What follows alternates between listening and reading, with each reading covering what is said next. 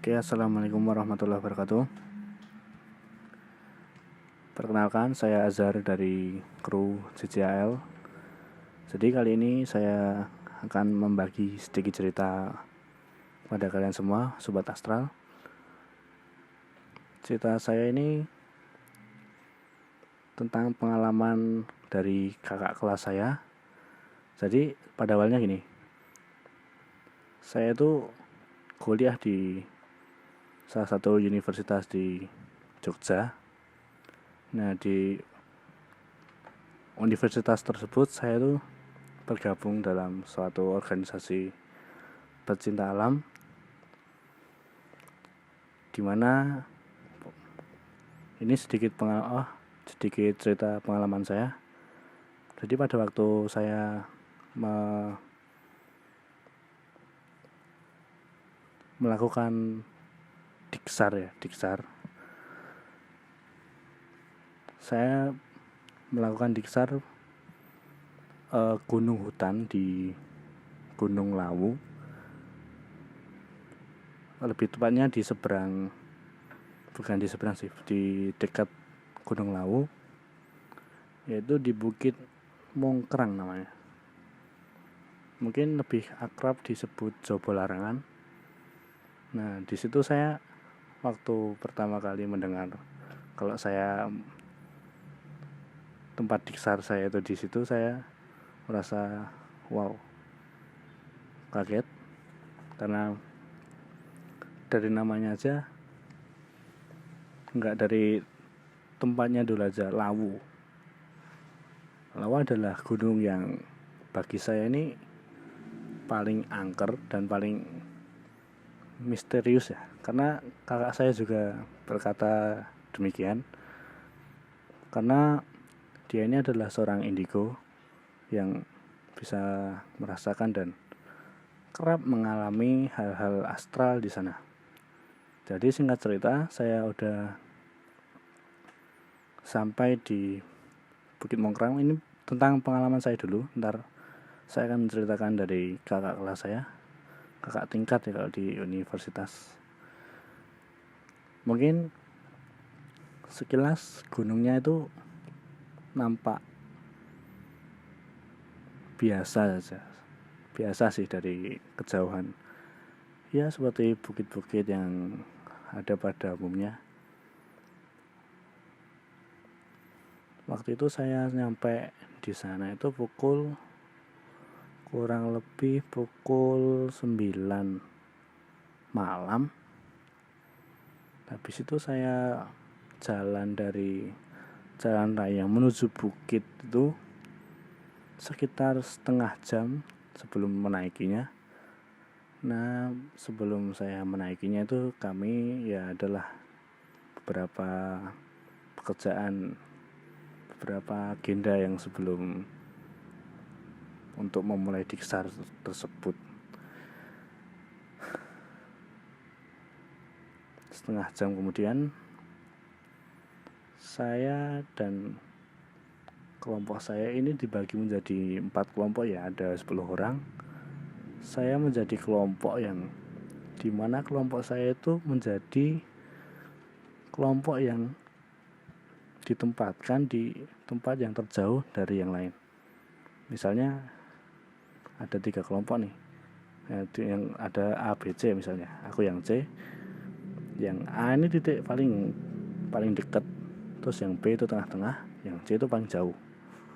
Nah, yang di paling jauh itu saya sudah agak gimana gitu, soalnya perjalanan kelompok saya itu panjang dan agak lama gitu, dan melewati beberapa spot yang saya kira itu sangat menyeramkan, karena saya merasa seperti ada yang mengintai. Karena saya sudah sering melakukan penelusuran di jalan-jalan astral ini, semakin lama saya bisa merasakan bahwa di situ mungkin ada sesosok yang sedang mengintai ataupun yang sedang berkeliaran. di tempat tersebut. Oke, singkat cerita, saya sudah sampai di camp, di tempat yang saya itu ditempatkan. Pokoknya itu tempatnya itu adalah tempat di sebelah sungai, yang sungai tersebut sungai yang sudah kering. Karena pada waktu itu saya berada di situ sekitar bulan November menuju September menuju Oktober. Ya itu. Pokoknya sungai-sungai udah kering, hutan-hutan rimbun. Saya nyampe di sana pukul 12 malam. Sejak 12 malam itu saya dimintai oleh pembina, kalau nggak salah ya bisa disebut pembina gitu, pembina yang mau membina kelompok kami untuk segera membuat bivak. Jadi materi yang saya lakukan waktu itu adalah materi survival, di mana kami diharuskan untuk membuat bivak, dan bivaknya itu adalah bivak perorangan, guys. Jadi kelompokku itu ada 3 orang. 3 orang ini dipisah menjadi 3 tempat yang berbeda, dan saya kebagian di tempat yang di bawah pohon besar, pokoknya pohon besar agak lapang. Lapangnya itu lapang rumput-rumput kecil gitu. Makanya saya ditugaskan di situ untuk membuat bivak alam. Jadi tidak ada matrol atau ponco atau sebagainya. Saya tidak menggunakan itu. Jadi saya menggunakan apapun yang ada di sekeliling saya untuk membuat bivak tersebut. Dan 2 teman saya yang lainnya itu, yang satu berada di dekat campingnya pembina yang mengikuti atau mendampingi kelompok saya. Dan satu dari yang lainnya tuh, yang satunya itu ya agak lumayan dekat juga sama yang satunya ini. Pokoknya 2 orang itu saling berdekatan, kecuali saya agak jauh. Soalnya saya adalah salah satu pria dari peserta. Mungkin dia pikir, atau mungkin pembina pikir saya ini lebih berani ya. Jadi saya ditempatkan di tempat yang agak jauh dari camping panitia. Jadi saya setelah sampai membuat bivak udah selesai, saya mencoba tidur. Tapi sebelum tidur saya tuh disuruh sama panitia untuk mengumpulkan bahan bakar untuk membuat api-apian lah, agar tidak kedinginan waktu itu. Pokoknya saya mengumpulkan ranting-ranting kecil tuh untuk dibuat api-apian. Terus saya malah anehnya tuh malam itu nggak bisa tidur, guys. Jadi malah di luar terus nyalain api, mau tidur tuh mah nggak bisa tuh. Mau tidur mah nggak bisa. Ya merapikan sedikit bivak saya. Ya pada akhirnya tuh saya nggak tidur semalaman, hanya di dekat api tersebut. Pada waktu saya nggak tidur, saya sempat mendengar seperti suara yang janggal, kayak ada orang yang jalan. Tapi setelah saya senteri nggak ada orang. Terus ya saya pikir ya bodo amat lah. Saya kira ya juga udah biasa di tempat seperti itu banyak hantu-hantu atau mungkin makhluk-makhluk lain yang tak kasat mata berkeliaran. Jadi saya di situ tuh FYI 232 H hari 3 malam, 3 hari 2 malam di tempat itu.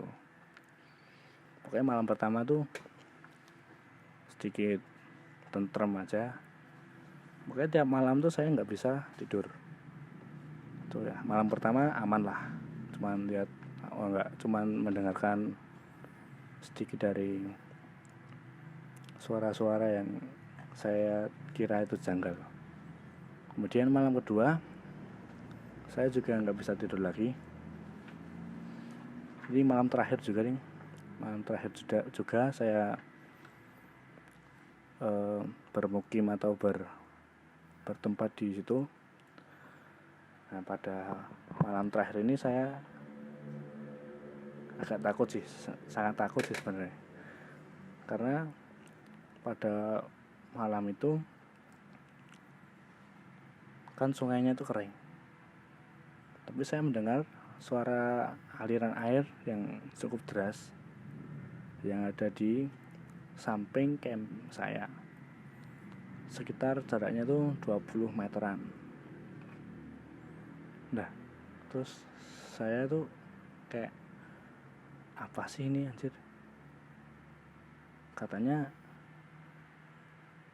nggak ada air yang mengalir. Terus saya kan juga udah cek nggak ada air, tapi kenapa masih ada suara yang kayak aliran air yang agak deras itu, gemericik gitu ya, kedengeran lah gimana. Terus selesai dari kegiatan saya, singkat cerita saya udah turun dari bukit itu, di tempat kami berkumpul sebelum menaiki bukit itu. Terus kakak tingkat saya itu cerita pada Diksar tahun lalu tuh juga di tempat yang saya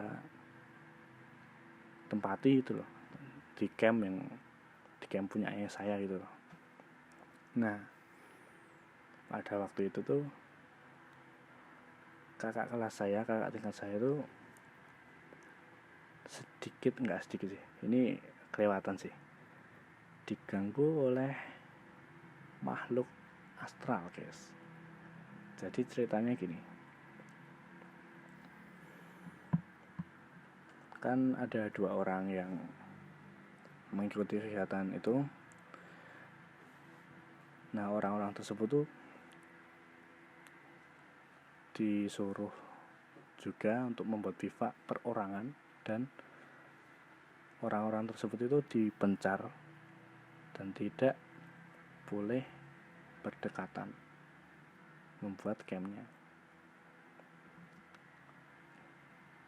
Nah, setelah selesai membuat bivak sekitar jam 12-an, akhirnya peserta-peserta itu pun tidur. Lalu panitia pendamping juga tidur di campnya. Tidak lama kemudian ada seorang yang membangunkan peserta tersebut untuk segera pindah ke tempat yang lain. Pokoknya ada seseorang dengan memakai headlamp yang sangat terang, berjumlah 3 orang, kalau nggak salah 5 orang, itu menghampiri setiap peserta yang ada di situ. Pokoknya peserta tersebut tuh disuruh untuk pindah, untuk kemas-kemas, walaupun si peserta itu mengira bahwa itu adalah panitia pendamping. Tapi waktu itu panitia pendamping itu masih berada di camp di tempat yang agak jauh dari peserta-peserta tersebut. Pokoknya 3 orang itu yang peserta dikunjungi semua untuk suruh pindah. Lalu tidak lama kemudian si panitia itu melihat ada headlamp yang menghampiri peserta tersebut terus berlari menuju arah mata air. Tetapi panitia masih beranggapan bahwa itu adalah peserta lain yang mengunjungi salah satu camp peserta yang lain. Pokoknya panitia mengira itu adalah peserta. Tapi lama-kelamaan si arah headlamp itu berlari ke arah mata air, tetapi si panitia itu belum ngasih tahu dan belum ngasih izin untuk peserta ini menuju atau mengetahui arah mata airnya di mana. Disitulah panitia merasa bingung dan ada yang gak beres nih. Nah, langsung pada waktu itu si panitia ini menghampiri semua peserta, terus kaget, loh kenapa kok bivaknya di bersihin atau dikemas-kemas ulang. Terus si peserta ini menjawab, loh katanya suruh pindah.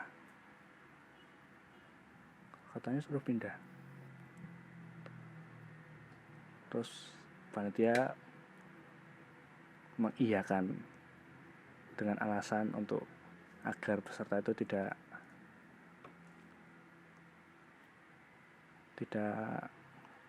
parno. Lanjut, kemudian si panitia itu menyuruh untuk tetap tinggal di situ dan tetap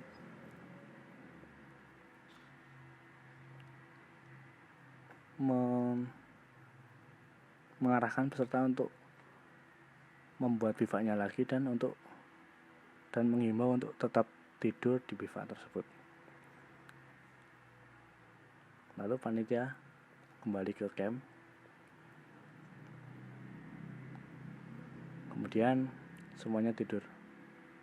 Nah, pada esok harinya si panitia baru cerita bahwa itu adalah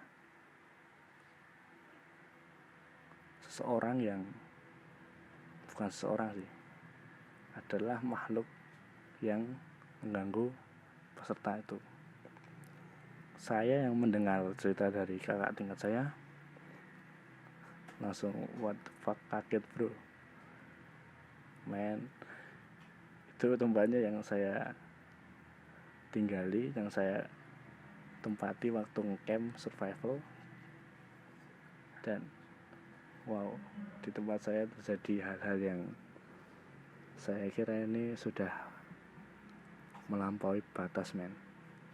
Kayak anjir, tiba-tiba ada seseorang menghampiri suruh pindah. Shit, man.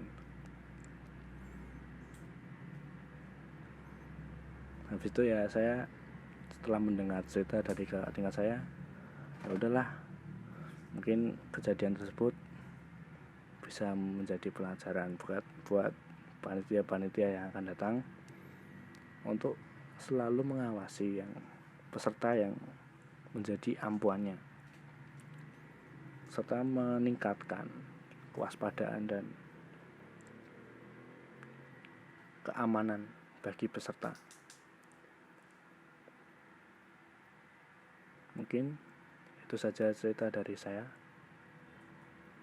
Mungkin saya bisa nyambung ke sesi yang akan datang. Mungkin sekian dari saya. Assalamualaikum warahmatullahi wabarakatuh. Salam astral.